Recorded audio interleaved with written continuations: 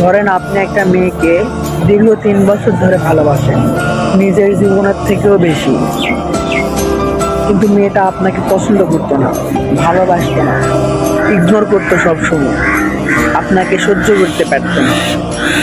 এমন টাইমে আপনার একটা রোগ ধরা পড়েছে, ব্লাড ক্যান্সার।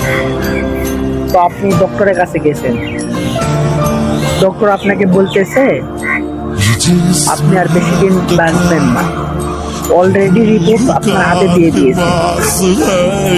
তো এমন টাইমে ওই মেয়েটার সাথে দেখা, যাকে আপনি নিজের জীবনের থেকেও বেশি ভালোবাসেন, পছন্দ করেন, তো মেয়েটা হুট করে বলে উঠলো, না আপনাকে ভালোবেসে। কষ্ট হচ্ছে, হ্যাঁ, আর আমি সেই কষ্টটা বহন করতেছি।